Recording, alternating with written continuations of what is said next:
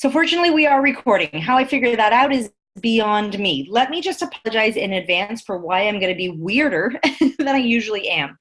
So my regular PC has decided not to connect to the Wi-Fi today. Yay! So I am borrowing my daughter's MacBook, and it's just acting a little bit out of the ordinary, at least for me. So that being said, bear with me if I miss any chats. I apologize. If there's any questions, just as a backup, you might want to email me. I have my chat open, but like I said, I can't seem to find my mouse to move things over, let alone, of course, to draw like I normally like to do. But that being said, or nonetheless, anyhow, let's do this, everybody. What's important is that this is recording. So everything else, I guess, are just luxury features. Alrighty, guys. So I hope you guys are super, super excited for the weekend. I know I certainly am, especially after some of these hiccups this evening that I hope to resolve super, super soon. But nonetheless, lots and lots to cover today. I'm really, really excited to have a really tall order of content to address with you. So we are resuming on page 39. We're going to be discussing today HR control and evaluation. Then we're going to segue into another section, that being HR technology, and it's going to bring us over to page 66. So as we are approaching page 66, know that the end is near. I am also, sorry, forgive me, I'm going to warn you, I do believe that our slides, some minutia details such as titles or sometimes page references, they may be a little bit distorted. And I'm so sorry. I've pulled up PowerPoint on a Mac that doesn't have Microsoft Suite loaded up to it, so it's not going on Keynote. But I think the imperative items are there. So thank you in advance for your patience. I am so sorry about this. Good thing I always travel with at least 3 computers. Let's dive right into this. Okay, so what are we going to discuss in this very first section? Well, first of all, let's take a look at both quantitative and qualitative measures. We're going to be taking a look once again at our fair share of academia, if I may, or some really, really key buzzwords. I want to as well specifically take a look at KPIs, so key performance indicators. What role do they play? How does it impact our decisions, our efficiency, our effectiveness? What are leading and lagging indicators? And then, of course, we're also going to take a look at the value of HR outsourcing. So we're going to be introduced to new acronyms, that being HRO. Alrighty. We talked about budgeting a little bit. I think it was the second session, so the session before last. And we discussed different types of budgets that may come our way. But aside from that, we now take a look at why do we even want to have budgets? Or really, what does it do for us? So having budgets, having constraints of any kind, I think are really they're inevitable. And it helps us have a really good understanding of where we are and how much resources we have to play with. And remember, we were talking actually in our last session in terms of core competencies, or I should say distinctive competencies. Resources certainly are a distinctive competency, financial resources. So why do we have budgets? Well, first and foremost, budgets help us establish our objectives. It helps us be coordinated, not just as a functional department, but it helps us, again, stay aligned with that of the entire organization. So if the objective of the organization maybe going into fiscal 2020 is to reduce expenditures by X%, well, again, we want to be coordinated with those efforts. That's what it means to be an aligned business partner. And so every single decision we make, whether it is adopting a new program, executing a new initiative, maybe bringing in outsourced, if I may, a completely different, vendor, we want to make sure we're meeting all those objectives in advance. Believe it or not, it is said, although I do think it is debatable, budgets can actually give us motivation. I don't know about you, I don't think anything about a budget is motivating. I think it's actually a deterrent. Enter sarcasm. But it helps us set goals. And I'm sure you have felt and do feel here and there But when you have a goal and you're thinking at the get-go, wow, that's going to be really hard, to achieve or, to maintain. And then when you do manage to achieve that goal, it's incredibly rewarding. And then you think, yeah, there's nothing you can't throw at me that I can't do. I remember one particular year, we're going back to like 2001. No, yeah, something like that, early turn of the millennium. And I was given a budget from a training and development perspective, a budget of some 53,000 and some odd change for the entire Canadian operation. And I remember laughed at that. And my manager said to me, okay, well, it's reality, so we're not going to get a penny more. But let's prove everybody wrong that we can actually do the most with the least. And so that in and of itself was pretty motivating. So I guess, there's a way to turn some frowns upside down. But all the while, you're really assessing cost benefit of all your projects, like I said, all of your resources, all of your decisions. Talk about project management. That's where we left off in our last lesson, where we're talking about, project management, and the PMI really comes in handy. And then last but not least, let's bring this back to role number 1 that we discussed in our second lesson when we studied about David Ulrich and the 2x2 model. Rule number 1 said, yeah, you know what? We, even in the human resources capacity, we got to have our controls. We need to be monitoring performance. So we always have to monitor the progress and evaluate results while we are assessing whatever money remains. Let's see, I have a question coming in. Oh, please, no apologies necessary. How does budgeting incorporate to HR? Well, because human resources and all of the functions, remember there are 7 different functions within HR. We have budgets of our own. We have merit increase budgets and how that relates, for example, to performance evaluations. So overall, there's that payroll budget. We're going to have our benefits budget. That too is going to be blended together with compensation, for example, just throwing something out there. And so there's the total rewards budget. Imagine the budget for EAPs and wellness programs, let alone your recruiting budget, training, and the list goes on. You can't figure that out. Bonuses is definitely part of compensation. But when we talk about bonuses, and there's going to be budgets for that as well, there's going to be individual incentives, there's going to be group incentives quite possibly, and there's going to be comprehensive, so company-wide incentives. And so, of course, that's going to have a budget. But just take, for example, every single year, at least I hope, I trust, we employees, whether we're in HR or not, we're going to have performance evaluations, and we're going to be measured in terms of our key performance indicators and what are our results and what have you. So all this criterion that our performance is going to be evaluated, and then that is likely going to be scaled, and that's also going to tell us, what percentage or merit increase that we're going to receive. And there is forced distribution. We're going to take a look at all of that in Unit 4, but sure, there's going to be a budget on that. And that's why some companies also say, you know what? As a company, we're not doing well. So all departments, I don't care if you're PR, if you're HR, whatever you are, we need to scale back. And so across the board, but HR, you're going to administer this, there's going to be a wage freeze. Just as a random example. Absolutely. So as a classmate is saying, everything we do has budgets. Imagine this, you have a household budget. There's the groceries. There's maybe kids programs, if that's an expense of yours. There's going to be vacation. There's going to be car allowances. You're right. Everything we do, personally or professionally, is going to have budgets. Being asked, sorry. I'm going to come back to a question that's waiting for me, but I think I can answer another question. A wage freeze means that all wages have been frozen. There's absolutely going to be no increases. Another question. We are doing our budget at my job as we speak. Oh, my sympathies to you.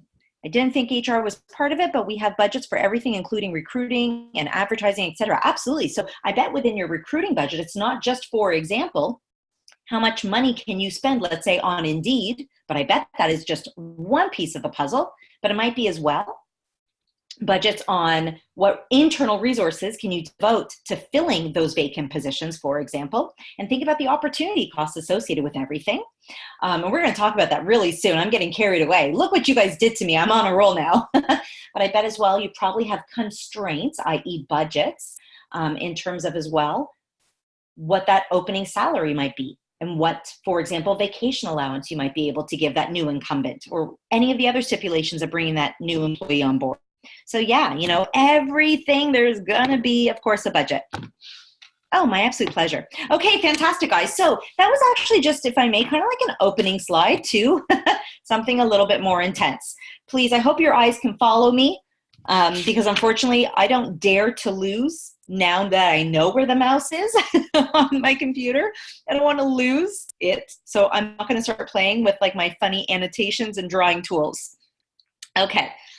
Over on page 40, and this is going to take us for a couple of pages. We are going to be talking about this, all the way to page 45. Let's take a look at how actually we, as a department, human resources, are actually going to measure what we do.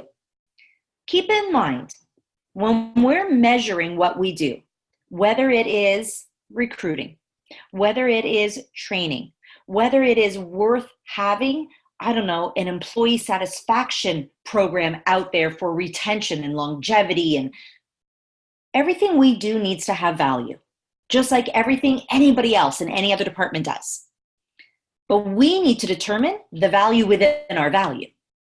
So here's just an attitude of skepticism that I once experienced. Sorry, I lost my words there, that I want to share with you.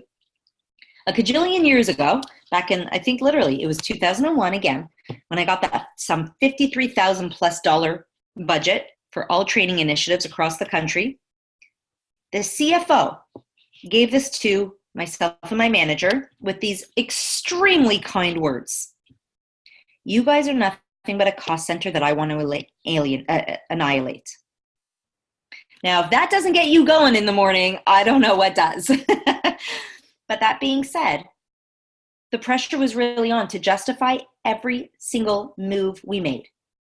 And we justify it to someone in a finance capacity by means of giving them the numbers in terms of efficiencies, in terms of effectiveness, which is very hard to measure, and always delivering the return on investment.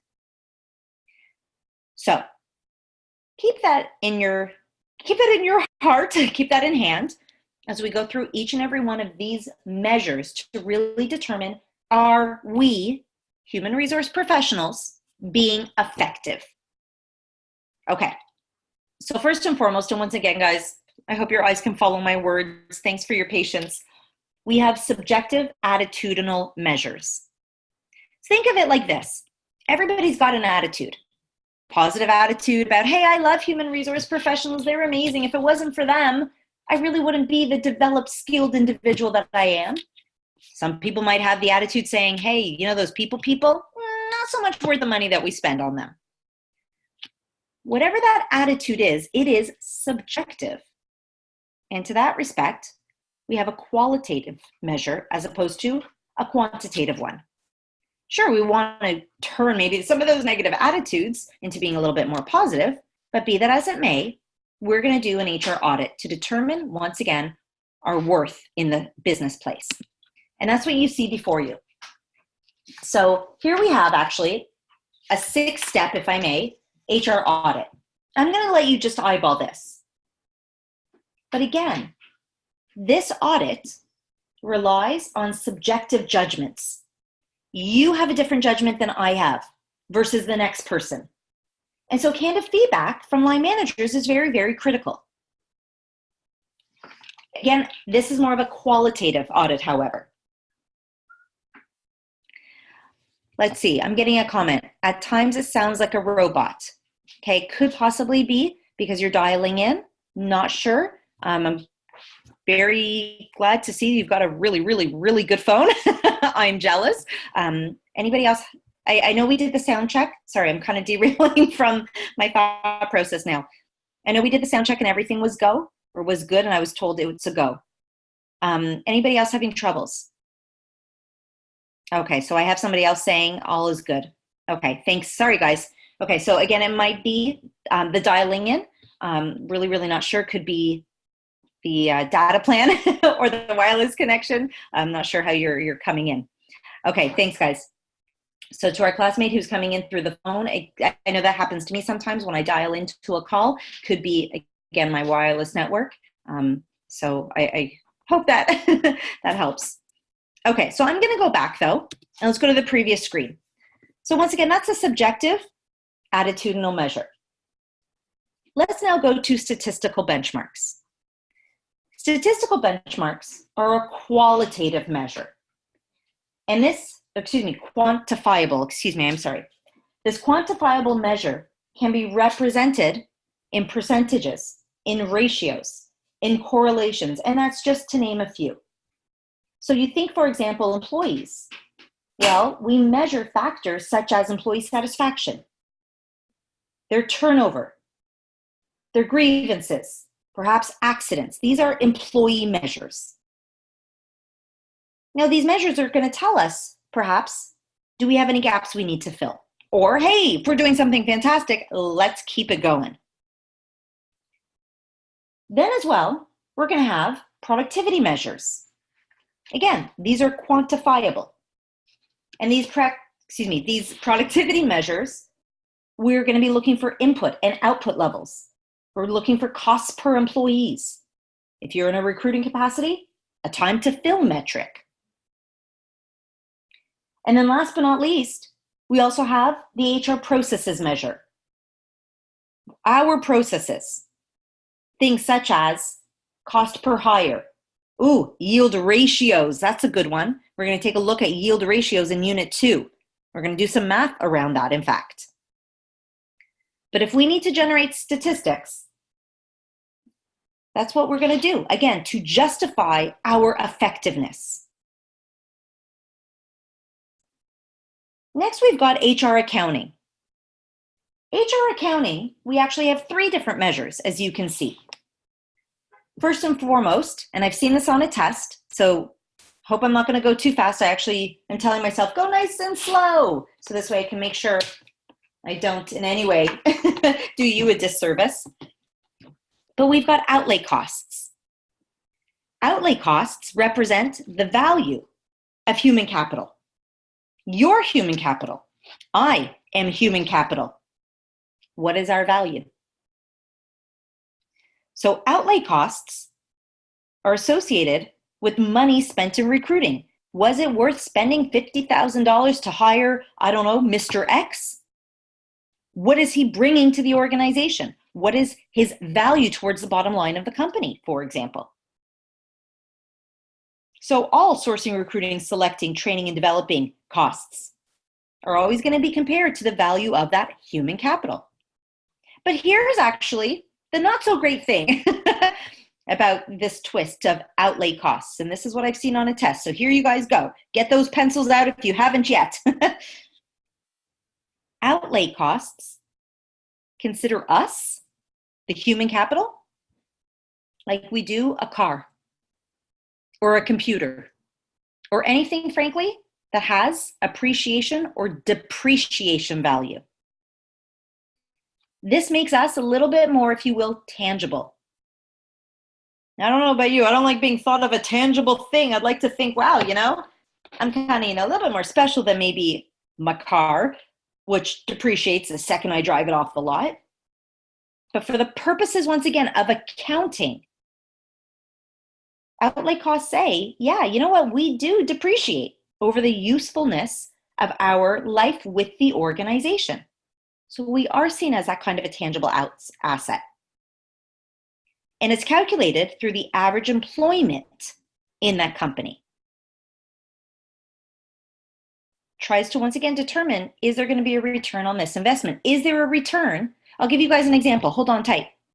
So I used to work retail, and I would say my capacity in retail. So when I was a store manager for the Gap, I think I mentioned to you guys, I predominantly hired, and really, like, who makes up, if I may, retail stores at, front customer store level? It's part-time sales associates. At least that was my experience. And so I would be I would be hiring part-time sales associates, high school and post-secondary. The average lifespan of these part-time sales associates was 9 months. I remember it like it was yesterday. So when I would determine how much time am I going to spend orienting these people, how much time am I going to allow for onboarding, and what exactly are we going to train these people on?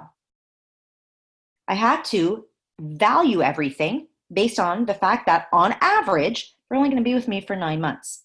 Where is the return on those investments? Now, should somebody pass, and we would have like a benchmark of about, I think, 18 months, then they progress to another set, if you will, of like training levels and a little bit more short-term, if I may, career pathing. So that was a completely different HR approach that we put in place, but that's what outlay costs basically say. Let's say, for example, you're to have, okay, computers. Aren't they saying nowadays, maybe with the exception of Macs, I'm not a big fan of computers right now, but I think that on average, it is said your computer is going to give you a good 4 to 5 years. Okay, so I'm not actually going to become completely like in love with it. If I've only got about 4 or 5 years, probably not going to invest, this insane hard drive and all these, fancy, accessories or whatever. I'm probably going to flip it, kind of like a cell phone. On average, consumer reports say we flip our cell phones every 2 years. I'm not going to spend a lot of money on a case that, frankly, I'm just going to replace in a couple years. It's like that. Okay, so I'm being asked, how is that possible? Depreciation versus appreciation. So depreciation, like a car or like a computer or like a printer, it depreciates.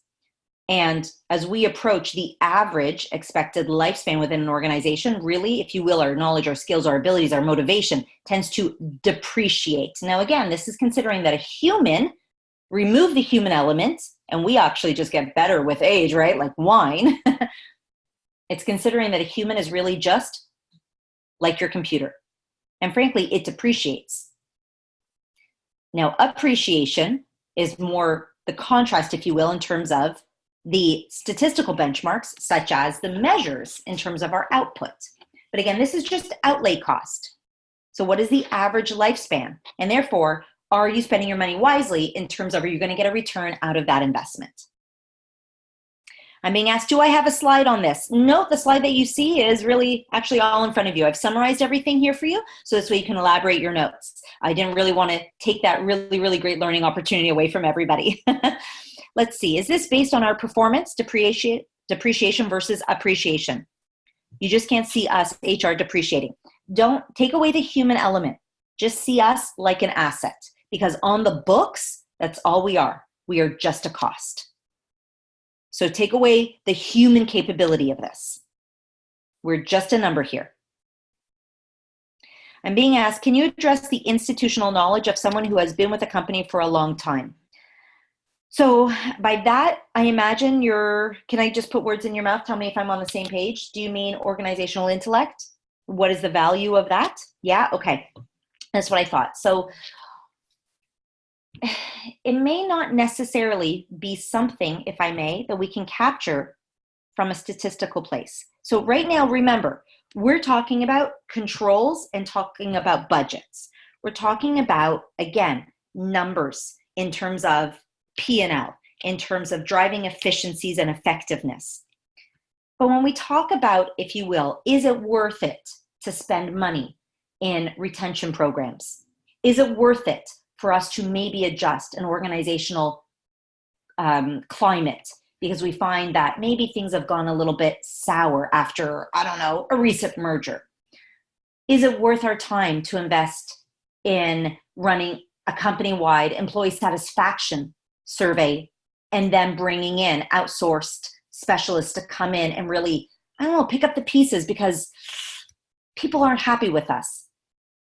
Well, depending, of course, on, I would say, the nature of that organization and the trademark kind of, be it products or services that that company is offering, and how, I'm going to say, like, privileged it is, and have we had people sign off on, let's say, on a confidentiality disclaimer or covenant, if I may, then yes, that organizational intellect, we actually can't afford to lose.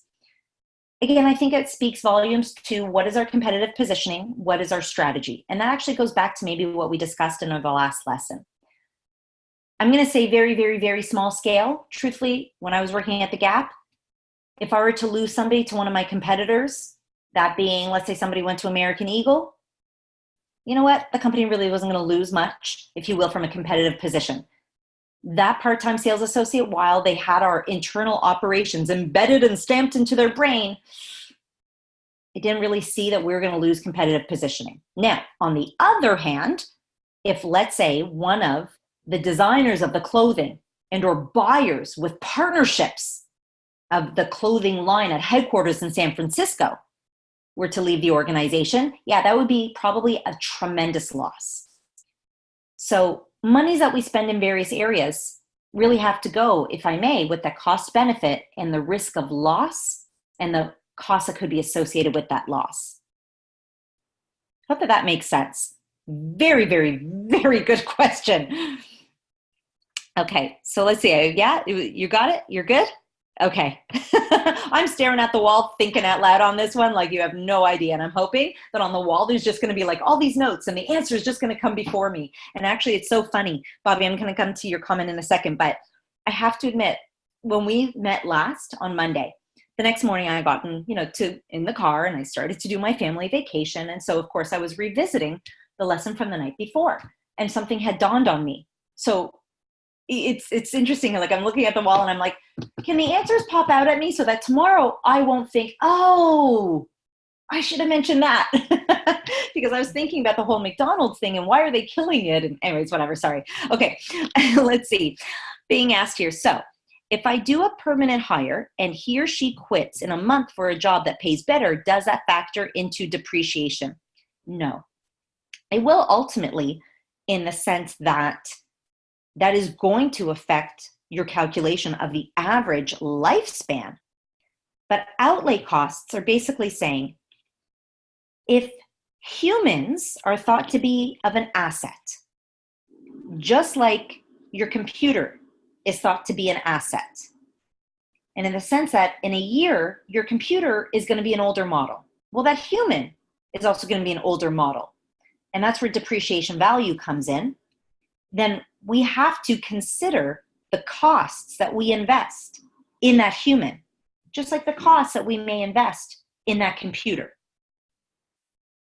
That's how outlay costs consider the useful life of an asset. And so outlay costs are not exclusive to human capital. It's actually across the board. So if anybody has ever worked in a finance capacity, I have not, but I married a finance guy. So he has certainly, explained this and told this to me.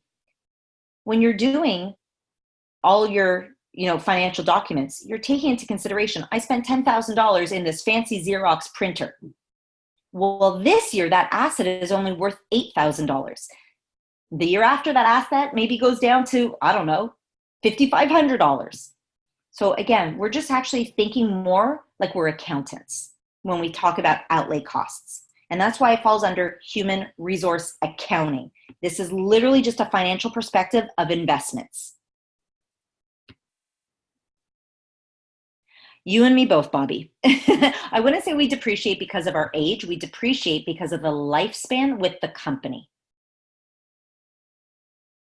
Okay, I have another comment coming in. Can outlay costs include the compensation paid out to the recruiter as a loss or depreciation for the employee? They only stayed a month, then quit. So I'm not going to say it's a singular employee. It's going to definitely contribute to how we calculate the average lifespan. So the more people we have that separate from the company in a shorter period of time, that's going to bring the average lifespan definitely down. Okay. Everybody okay? Okay.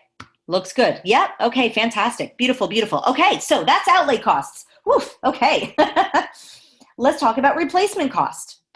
So the second type of human resource, don't think of human resources as a department. Think of humans that are one of many resources in a company. So we're thinking about all the members of the organization, no matter what they do. We're still talking about how do we do accounting on them. So put on your accounting hat. Pretend you are, a CA. And now we're talking about replacement costs. Replacement costs, true to its name, are going to include everything that is involved in replacing a company's human capital. Okay, so not human resource professionals, just the human resources, so people. We're including what those costs are if there was like an Armageddon. Okay, so imagine whether it's an entire department or the entire organization, what is it going to cost us to replace? So think, for example, if let's say every single, let me think of something, every single member of the IT team in your company, present, past, or come up with, a vision of perhaps something in the future. But if every single member just of the IT department were to be wiped out for any reason, we had to let them go, they all resigned, we had to eliminate that department, all of the costs that would be associated in bringing newly replaced team members on board. But what's important here, which is subliminal, so you want to note this for a test, is think outside the box. Don't just think, oh, okay, I'm going to spend maybe, X amount of dollars putting a post in Indeed, and then I'll spend X amount of dollars in doing my interviews, and X amount of dollars, for criminal background checks. So really my total recruiting cost is going to be Y, and yada, yada, yada. Think outside the box. That being, within replacement costs, you also have to factor in the cost of lost opportunity. Every single time we hire even so much as just one new person, until that person is fully onboarded and they're acting completely independent and really performing at full capacity, there is always a cost. There is a lost, sunk cost. Questions coming in. Basically, to replace the whole department, whatever the dimension is, but yes, to replace whatever it is that we're measuring. In my example, it was a department, yes. But again, opportunity cost is part of a replacement cost, and that's really, really key. Okay, I'm being asked to elaborate on lost opportunity. I want you to think, please, about the last time you were hired, wherever it was. Or think about, hey, if I were to start a new job tomorrow, what would that be like? I bet the first day, even arguably the first week, even quite possibly the first month, if not longer, you probably wouldn't be getting that much done. Now, I'm not saying you wouldn't be getting stuff done. You're training, you're learning, that's a lot being done. But in terms of deliverable, you probably don't go in and be like, okay, let's do this. I'm going to start flipping me my burgers and start selling me those burgers because I know everything there is to know about the business. If you were to go and work at, McDonald's tomorrow, and somebody were to put you right in front of that cash register, you'd probably freeze, right? There's lost opportunity. You're not flipping over customers as quickly as, well, somebody who's been there for a couple of months or a couple of years. They know the ins and outs of the cash register. They know the procedures of the restaurant. They know how to deal with multiple customers at the same time. There's a lost opportunity. Does that make sense? Does that sit well with you? I don't mean to say that in a condescending way. I just mean it kind of like, did I elaborate? Okay. Yeah. Okay. Super, super. And then last but not least, still in this section of human resource accounting, we want to justify the value of that person. Again, the human resource. What is the net contributions that that individual is bringing to the company? And as well, what is the probability of those net contributions of longevity regarding all future services? So let's just take, for example, I'm going to use HR.com as an example. I'm going to make this very, very real and very tangible. We have a sales team. We have a sales team that targets people like you. I'm just going to be honest. I'm sure you already know that. No surprise, right? And we also have a higher, I would say, like vendor sales team. They're going after grade A clients, for example, the Ciscos and Ceridians, ADPs of the world, if I may. We're talking like tens of thousands of dollars worth of contracts.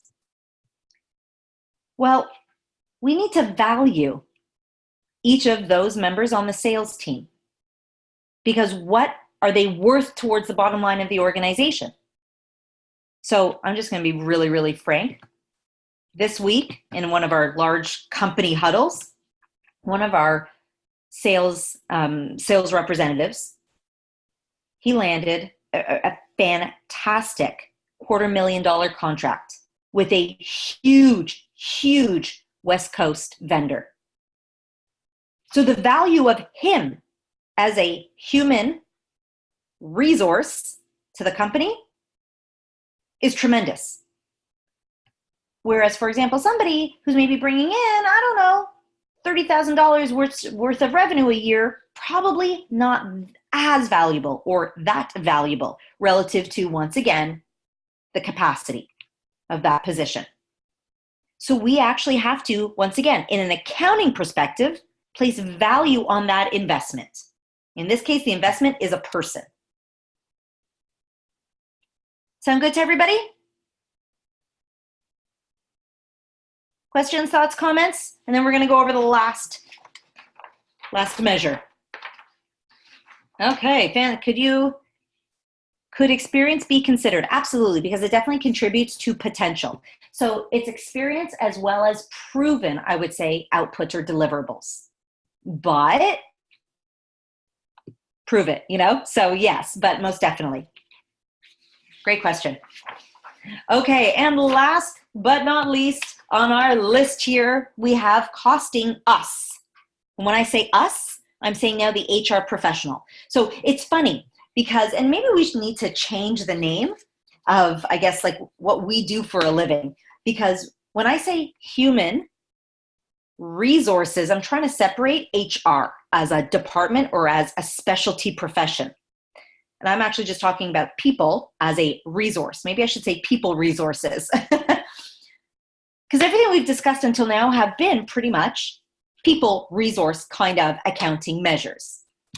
But the last one that you see on the table here is costing HR activities. So us, the HR professional, the activities that we do within our department. Because everything we do does have to have financial contribution. What are we bringing to the organization? Here's a thought. Feel welcome to answer it. I'm probably going to get to it quicker than your fingers can type because, I'm just like chatty Cathy. I'm trying to be mindful of the time. But I have received skepticism, personally and professionally, about the value of really caring about people's health. Why do we offer health benefits? Why do we have an EAP? I remember a long time ago, my team, whatever, we came together as a group of subject matter experts, so to speak, and we created a wellness program. Our financial team didn't love that. What's the value in it?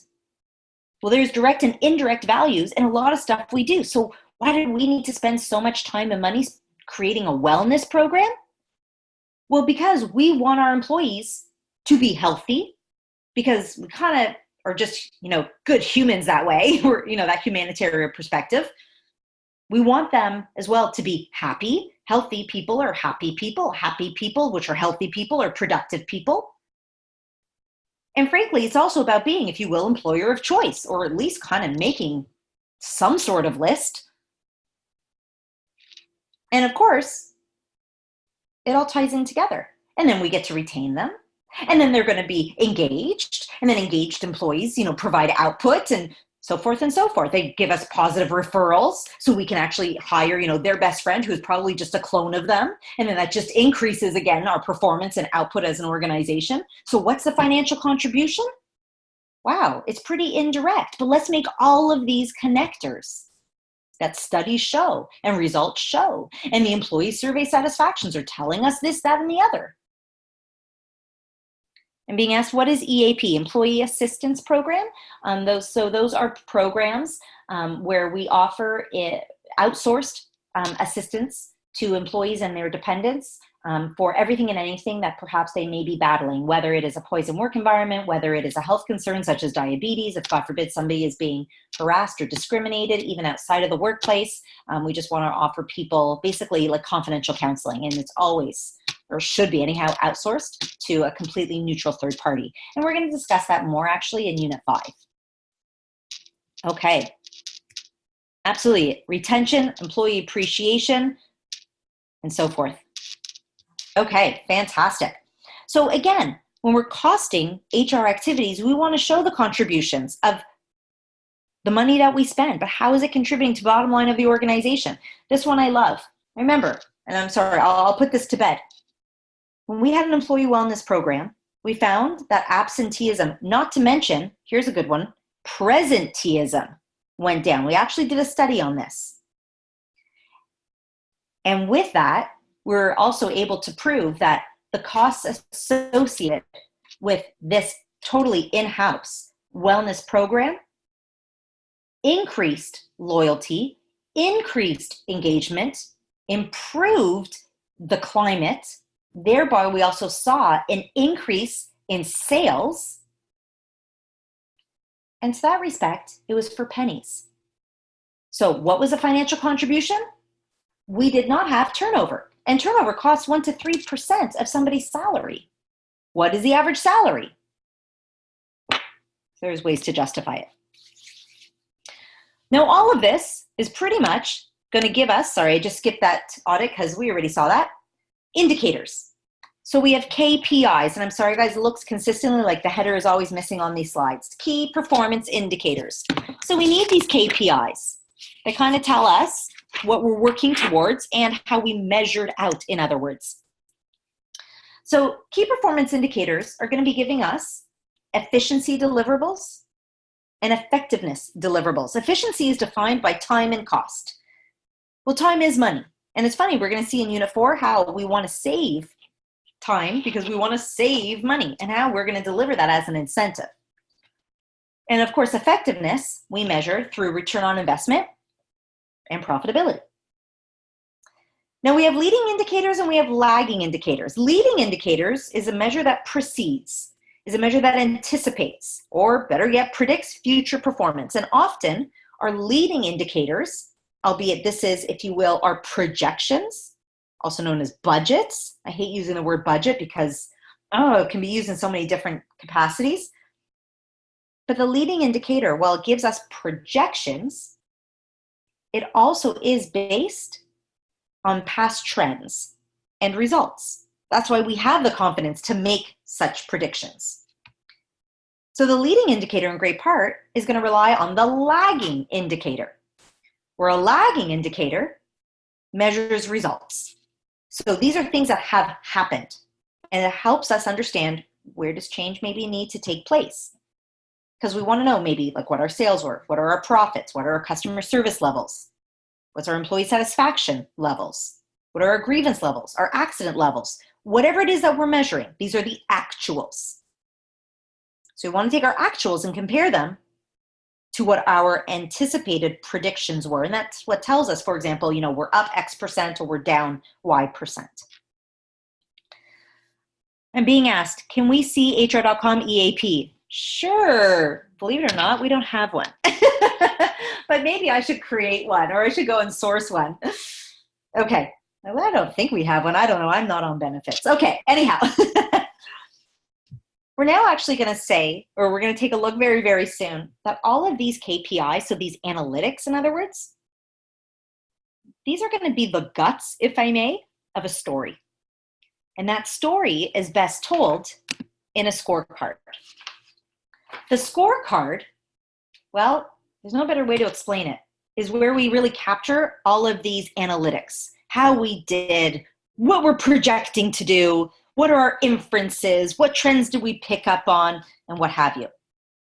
That's how we analyze all of these analytics. Okay. We want to represent everything in a meaningful way. We want to illustrate value. We want to position ourselves and justify our investments and our expenses that we invest in people resources. And we do this, I'm going to try to go really, really slow. We do this knowing that, frankly, there's 4 different perspectives. So if you think of a scorecard as a story is made up of chapters, kind of like your textbooks. Think of each of these perspectives as a chapter in the story. So first of all, there is the strategic perspective. Here we have a measure that is really, I should say better yet, it's measuring achievement towards the overall major strategic initiatives. So if, for example, the major strategic initiative is to launch a brand new educational platform and thereby regain competitive positioning in the market, then we want to measure here every single minutia step and detail that was taken by the human resources department or otherwise towards achieving that major overall strategic goal. The second chapter would be the operational perspective.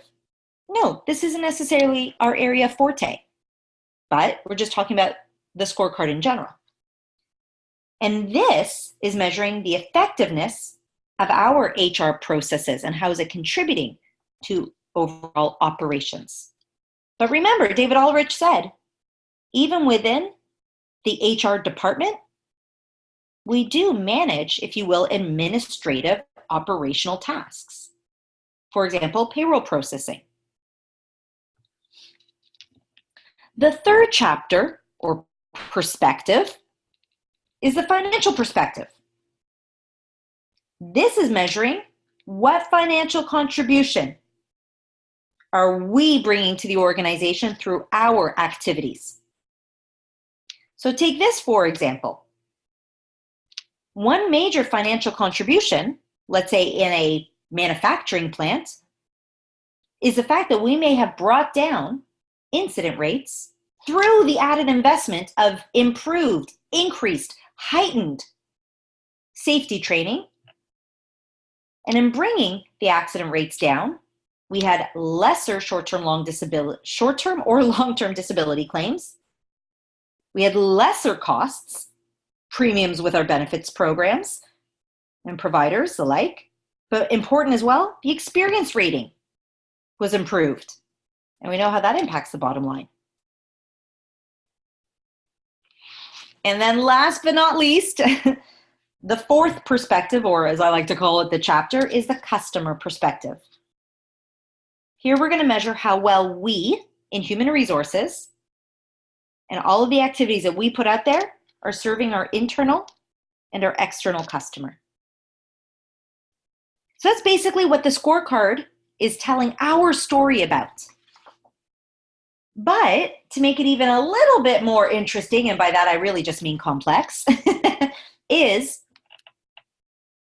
we have to understand a little bit better who's reading our story. Who cares? Well, the readers of our story are really the stakeholders. There's 3 different stakeholders. You may have stockholders, but very commonly, there's customers, and there's employees. And they care about each and every one of these perspectives, and they care about all of those analytics for a variety of different reasons. But oh boy, do they care. So we have to think about each and every one of those, if you will, readers of our story.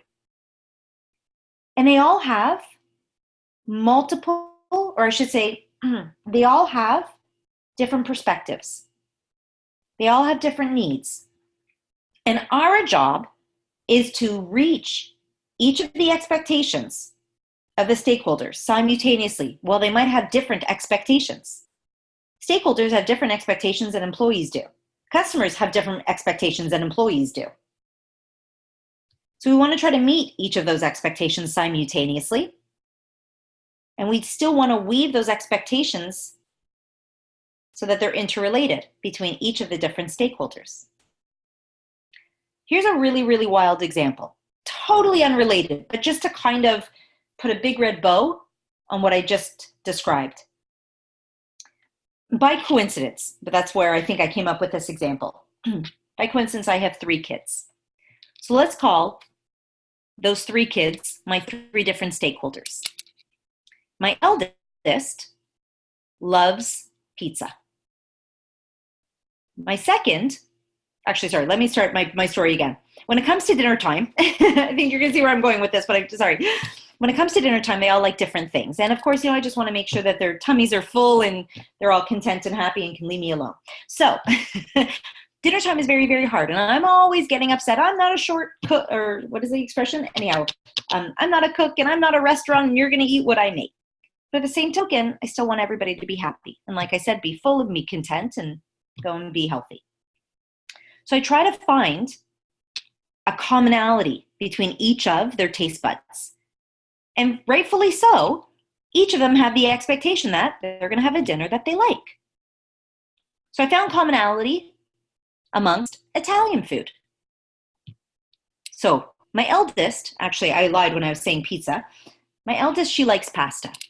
Unfortunately for me, she likes a cream sauce. So the Alfredo sauce. I mastered in making that. My second likes lasagna.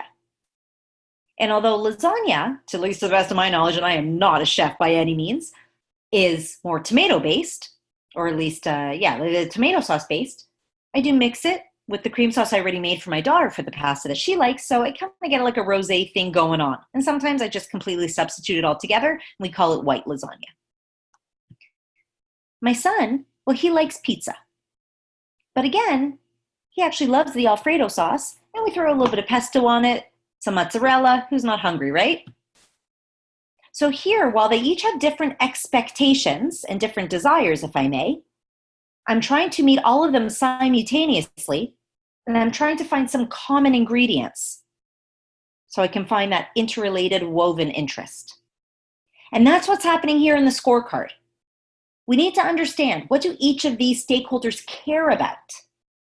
Respect those differences, but find commonalities and really attack each and every one of those at the same time through the 4 different perspectives. Does that make sense? Did I explain that well? Is that so well with you guys? Let's see, what would the stockholder want with human resources?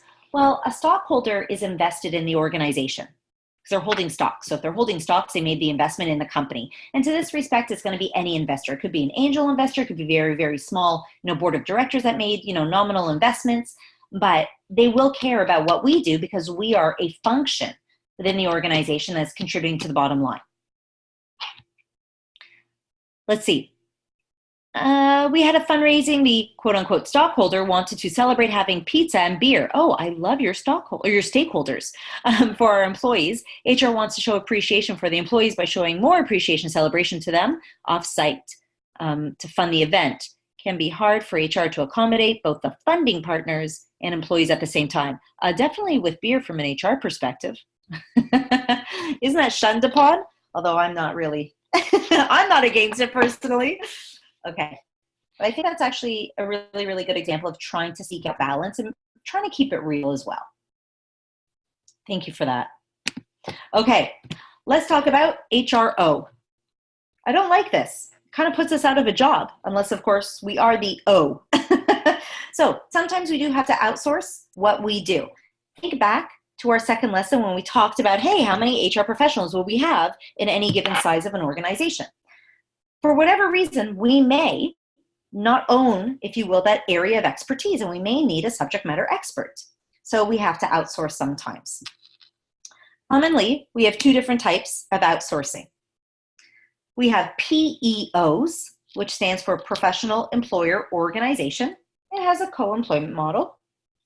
Or we have employee leasing. These are very, very, very, very, did I say very similar? So let's just see amongst all the similarities between these 2 different types of human resource outsourcing options, where there are differences though. So professional employer organizations are firms that provide HR services to companies. And as such, these PEOs are really managing all the HR functions on behalf of the employer. So let's say you're working for an organization that really does not have the resources, so it does not have those organizational capabilities, maybe yet, to process payroll, to go and source out candidates, to do the background checks, to issue the pre-employment tests, and so forth. Well, you're going to get an all-in-one-stop shop called a PEO that's going to do all of that. And then they're just going to send that employee to you and away you go.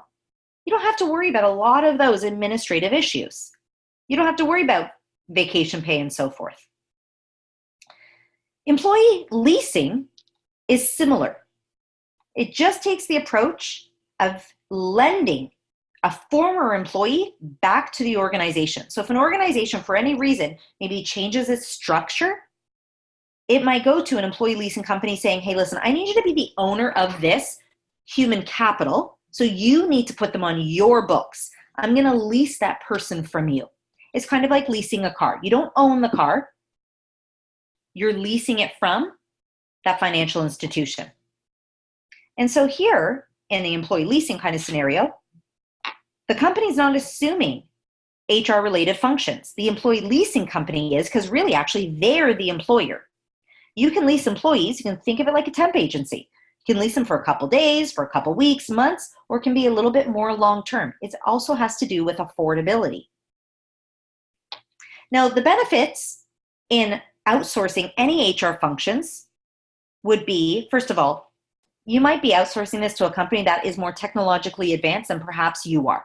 And I've worked for small companies and we just didn't have the financial resources to have the technology. I didn't even have an HRIS to have an ATS, for example. So I didn't have an applicant tracking system. I wasn't able to do, for example, a skills inventory. So we outsourced a recruiting and educating organization that was able actually to house all of that. But that's the stem of their business. That's their business model. So yeah, they need to have that. As well, when you outsource, you're going to be outsourcing subject matter experts, experts that you don't have under your roof. That's why you're probably outsourcing it. I know I certainly outsource the development of, how do I say, what's the terminology, like of articulate files, because I'm not that great at it, but I can invest the time using my limited knowledge or even improving my knowledge. So when it comes to developing part of, I'll be honest with you, the Hive, some of those videos, and as well as our e-learning course, I actually outsource that overseas. And then as well, take a look at the comment that's coming in, hold on tight. Another benefit, this is the key benefit, is economies of scale. Now there's a key buzzword, and that's typically where in the past I'll get a lot of people saying, what? Can you back that up? What is economies of scale? So as I read the comment that's waited patiently for me, I'm going to poke you guys. Anybody need an elaboration on economies of scale?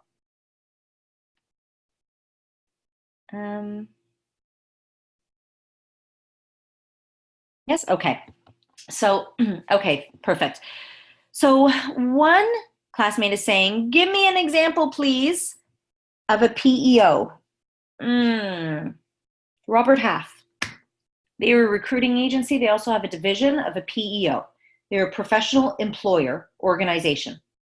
So really, as a PEO, that employee, for even tax purposes, in terms of paying FICA and what have you, is an employee of Robert Half. And then Robert Half is basically outsourcing their HR services. No, sorry, I should say it backwards. The employee belongs to the employee in this case, belongs to, let's say, you, whatever organization you work for, company X. But a lot of those HR services, such as processing payroll, such as computing vacation, such as submitting taxes, and so forth, would belong to that PEO, Robert Half. I think I may have missed a comment. I can't find my mouse. I'm sorry. Let me know if I missed that comment, and then I'm going to get to economies of scale. I have another question. I am a temp for a company. I am an on-site. Would I be considered PEO or employee leasing? You could be either.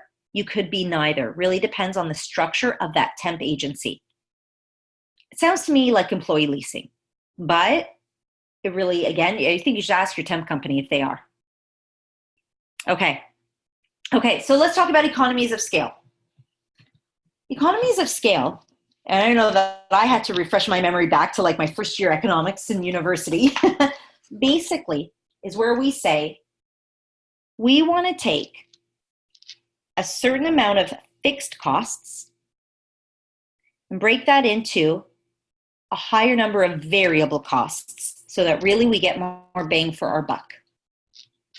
That makes absolutely no sense, I bet. So let me break it down like this. Imagine you're planning a party. You're going to go all out and you're planning quite the shindig, if I may say so myself. You hire a DJ.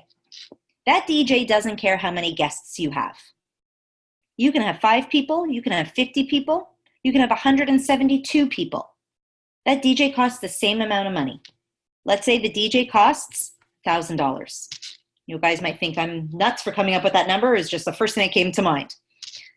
That's a fixed cost. Now, if you had to break down, the DJ, let's put it under the category of entertainment. What is my entertainment cost per person? Well, of course, you want to have more people than fewer because it's breaking down the cost per head. And that's basically what economies of scale are. So if you are getting into a contract with, let's say, a PEO, and you're rendering their specialty services, certain elements are probably going to be fixed, such as consulting, such as, if you will, access to technology or access to certain elements of the technology, filters, what have you. And then sure, some other services are going to be variable, such as, how many people do I have that, are on your payroll that you're computing, FICA taxes for and so forth.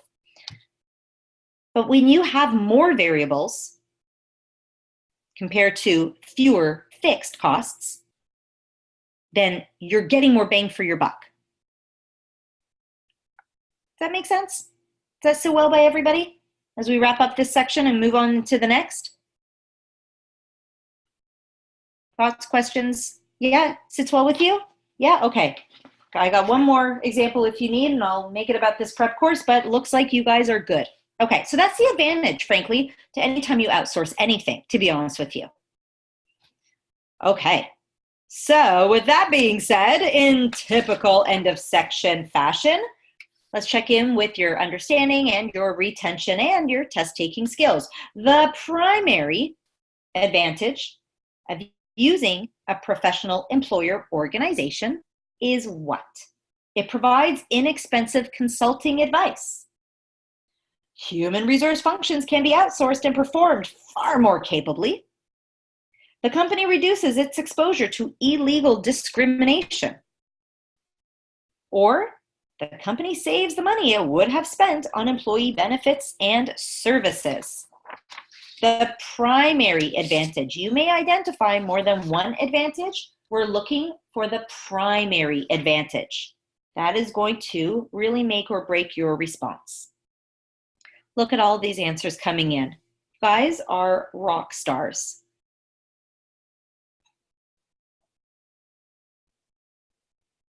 Okay, well, we have a whole fantastic thread of responses. And so I think it's time that I announce the correct answer. I'm sorry, again, I'm not going to be able to pull out my highlighter to circle for you what is the right answer. So the correct answer is, drum roll. That tapping was intentional. Yes, is B, and everybody, at least from what I think I saw, weighed in with B, so phenomenal. I guess no explanation is needed. I'll save your eardrums for a question where we have a little bit of a dispute. This now wraps up this third section, so amazing. Good job. Page 53, please, you can test your knowledge. One thing, I'm sorry, I'm really kind of thrown off today by some of these computer obstacles. I should have mentioned, I'm going to give you guys a little bit of whiplash. On page 46, page 47, page 48, and 49, you see a whole handful of different types of HR metrics. And I'm sorry it escaped me to mention this. I do not predict you're going to be challenged to calculate any of these, let alone each of these. If I did anticipate that, believe you me, we'd be doing the math right now. I promise you that. What I do think you should do, though, is definitely don't bypass these. Sink your teeth into these, read these, go through them, find the logic in them. Like, for example, on page 48, you have point number 10, time to fill. Time and filling a position. How much time did I spend to how many people were hired? So take a look at these. Again, try to find, if I may, like the logic. I don't mean to say this in a condescending way, so please, I hope nobody understands, but like the common sense, if I may. But if you're struggling with any of them and you want to understand them a little bit better, you let me know, and we'll definitely, review anything that you need. I don't think you'll need to compute anything, but I do think you may be faced with a question that will make you think about, what are some of those factors that I would consider had I needed to calculate something, because I might need to, report on, something larger scale that encompasses it. So just think kind of big, I predict. Okay, let's go into the fourth section. And before you know it, we will put HR technology behind us as well. I'm being asked, what about HR and the balanced scorecard on page 51? Yes, so we actually addressed that when we were taking a look at the perspectives. And then when you balance the interests of those stakeholders, that's when it becomes a balanced scorecard. Okay, you got it. HR technology. So what we're going to do in this section is, hey, let's take a look at the many different types of HR technology. Listen, you do not need to be an IT whiz by any means to really get a good handle on what we're going to discuss. So please, if anybody's feeling intimidated, no need to, because I'm in the same boat with you. IT whiz, I am not, and clearly today is an example of that. And of course, as well, let's take a look at what gap analysis means. That being, when we find gaps in our technology, how do we fill them? And what exactly is a gap?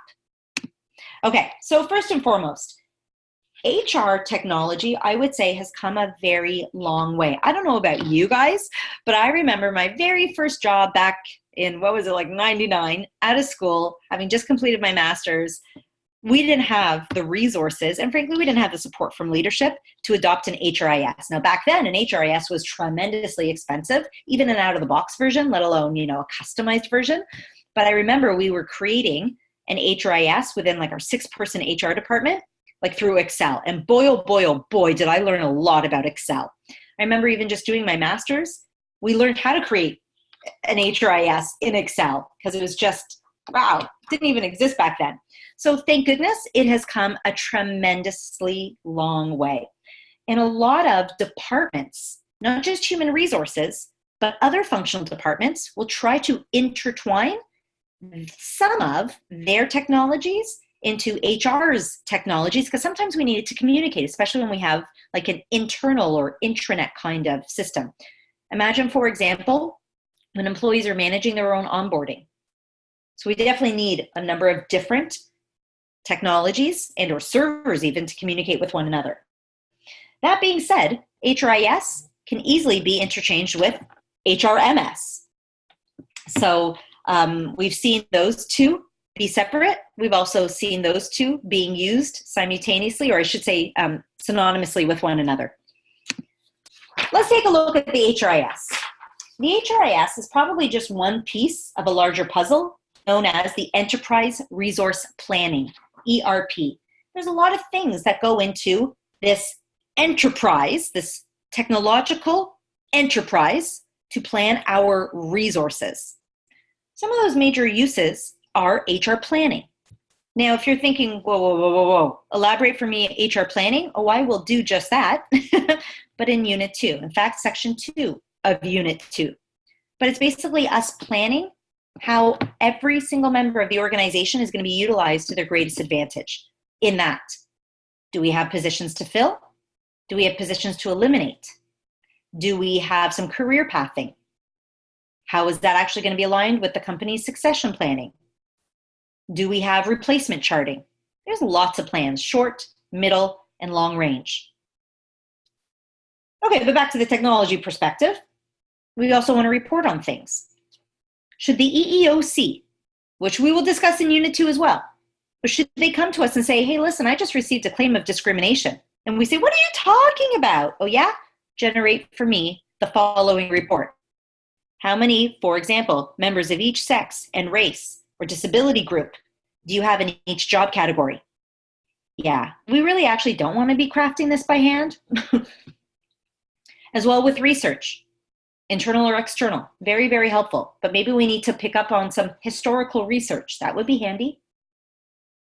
And skills assessment. What skills do we need? What skills, more importantly, do we own? So we can do a little bit of a skills inventory. And to that respect as well, if we find that there is a hole, then having done this assessment, we'll know what we need to fill. We might not know how we're going to do it, but that's okay. We're going to go back to the planning. So an HRIS, as part of a larger enterprise, is certainly helpful. Let's see, questions coming in. I have seen a lot of jobs that use HRIS systems in their companies. Absolutely, yet I don't have HRIS experience yet. The program that I used is called Bullhorn.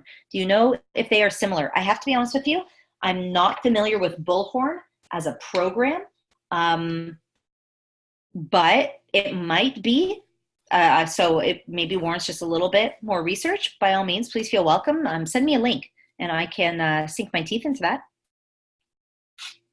So just for argument's sake, for fun, and I believe that you have this in your text as well. I must have gotten this image somewhere. No, I got this image actually. You can see I sourced this actually online, but it speaks volumes to where our text is comparing HRIS to HRMS. And I threw in there as well the Human Capital Management System, so HCM. You'll see that there's a lot of overlap. And I'll be honest with you, some organizations may, and I'm talking about vendors who actually sell us these services. So these vendors, those vendor organizations, they tend to really, blend the terminology and the technology together. Typically, textbook, an HRIS is designed to manage people, policies, and procedures. An HCM, Human Capital Management, is designed really to function as an HRIS, but it adds elements of talent management and global capabilities. Okay, you're managing the capital, but the human capital. An HRMS, Human Resource Management System, is a blend of the HRIS and the HCM, and it's also going to integrate, quite possibly, payroll and time and labor management. But we do see HRISs. My gosh, this is just, my tongue is like blowing up right now. But we do that they may also incorporate all of them. So there's a tremendous amount of capabilities. It all comes down to, I'll be honest with you, sourcing the vendor, pricing it out, understanding by means of doing a needs analysis, what do I need as a member of the organization, as a strategic business partner? What do I anticipate possibly needing? Who may need it? How am I going to serve my internal customers? What is generic? What needs to be customized? Oh my gosh, what kinds of, service like IT support and so forth can I get? When do we get new software updates? Like, it is just a whole whirlwind of considerations. So if anybody's ever been part of an HRIS implementation, I'm sure I don't need to tell you, right? Okay, comments. I administer HRIS systems to HR professionals. Oh my gosh. So you should be leading this lesson right now. I'm being asked, can you give an example? Can you give us an example of each one? You mean like vendors for each of these different systems?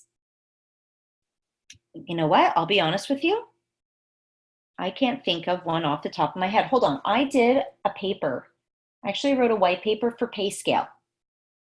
That's open text. Open text actually offers an HRMS, but what's unique is that, not pay scale, open text, open text, their HRMS does include, I'll be honest with you, elements of an HRIS, meaning they have an applicant tracking system. They also have a skills inventory. So I'll be honest though, I can't think very precisely where I would feel comfortable letting you quote me off the top of my head. So I think I need to do some more research.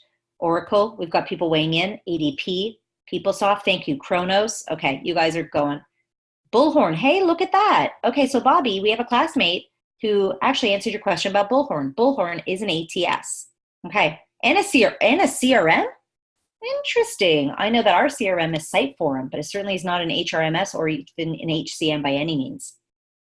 Okay, so I think we answered that question. Thanks, guys, for helping me out. Thank you. Okay, so let's wrap up this section, and we talk about HRIS management. we need to manage, of course, the technology. And it's really, really key because any investment you're going to make, you want it to deliver a return. So you want to do a gap analysis. So just like anything else, you want to analyze, what do we have? What do we need? And basically, is there a gap that I need to fill? So what are the expectations? Again, it's a matter of serving internal and external clients. You have to consider as well, are we a cost center or are we a profit center? And is this resource going to deliver everything for me? I also mentioned about maintenance. So we could be talking about software updates. We could be talking about literally just IT support. So you're comparing your current state with potential changes that are needed. If you have, for example, technology that is not easily adaptable to something you can anticipate, such as changes to FLSA, then you got a problem, for example, because that's actually, we're on the verge of possibly seeing changes to how we define exempt and non-exempt employees and how then we're going to calculate payroll and deductions and so forth. So that may be part of a gap analysis.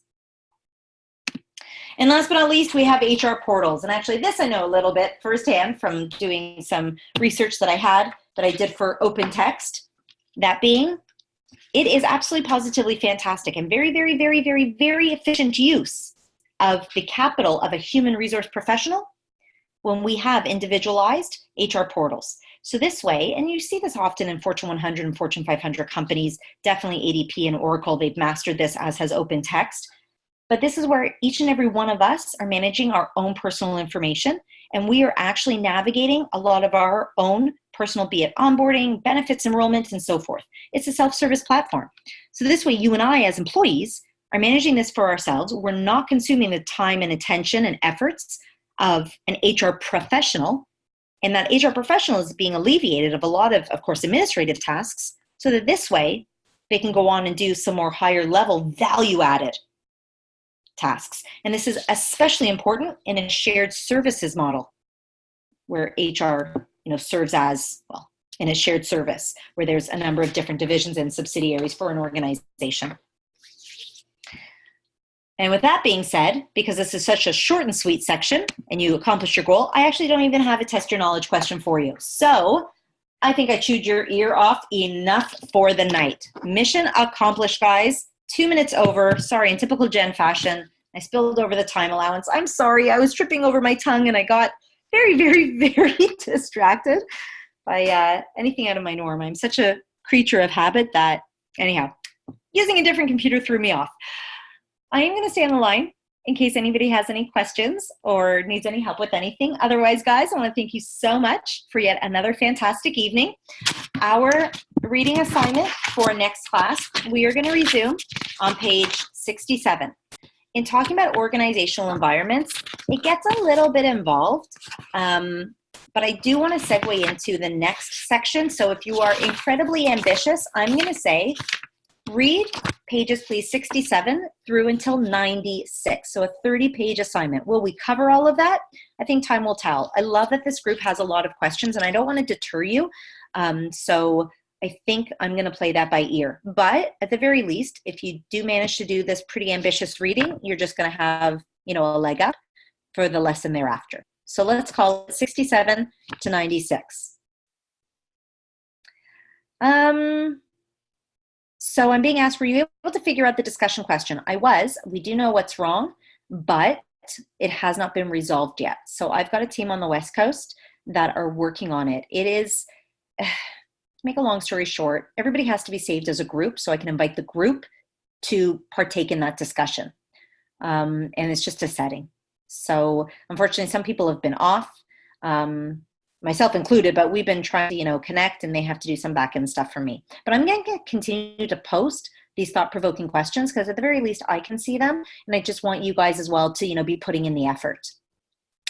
Jen, the last slide, I didn't find it in the book.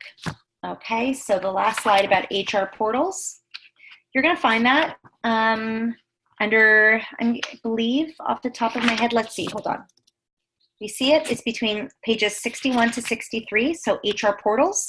At the top right-hand corner of the slide as well, you'll see where it's referenced in the book, because I know today, especially, we don't have the titles to these slides because of the way that PowerPoint opened up in the program keynotes. But pages 61 to 63. Perfect. Great. My pleasure. My pleasure. You got it. My pleasure. Alrighty, guys. Oh, it says I do not have access to discussion section 1.2. Is that what you were just talking about? Quite possibly, but I don't know why you don't have access. That is so weird. Oh, okay. Okay. So it looks like quite a few people. So I'm being asked here, where are you posting these questions or assignments? So they get posted in two places. They get posted in the lesson as an assignment, which actually turns into an action. So yes, it is listed in the lesson. So for example, once the recording is up, I'll also post any activity, and I also post, hey, here's your reading assignment for next lesson. So you'll see one in lesson 2 and in lesson 3. And then it also simultaneously gets posted under the tab action. So that's where at the very, very top left-hand corner, you see there's home, I think actions, there's the buzz, and then there's about the course or something like that. Yeah, absolutely. If you'd like to, by all means. You should. That's so weird. So you have access to see the question, but you don't have access to like input a response? Are you able to see the question? Yeah, but you can't access, but you can see it. You just can't type a response. That's important to know. Thank you. Okay. Okay. Oh, that's okay. I think I know what you're describing. That's fine. And truthfully, I am an alias in our class, so I can see that as well. I just didn't try, truthfully, to type in a response because I took for granted that, like I know the answer. Okay, but that's okay. Thank you. You don't have access to the discussion. Interesting. Thank you. Good to know. Okay, I'm going to see if maybe I can tackle that tonight. Hey, let's see what I can break. If I break the internet, well, you're welcome. Yeah, for sure. Email it to me with pleasure. Alrighty, guys. So I'm so going to break it. Call me Ralph. Wreck-It Ralph. Okay, guys, I'm going to go and see what I can do. Otherwise, you guys have a fantastic weekend. I hope that it is a productive one, but nonetheless, make sure you take time to make it a relaxing one. And I will see you guys on Monday. Thanks, everybody. Now let's see if I can exit this session. I'm going to exit. I just don't know when because I lost my mouse. But otherwise, guys, have a great rest of the night.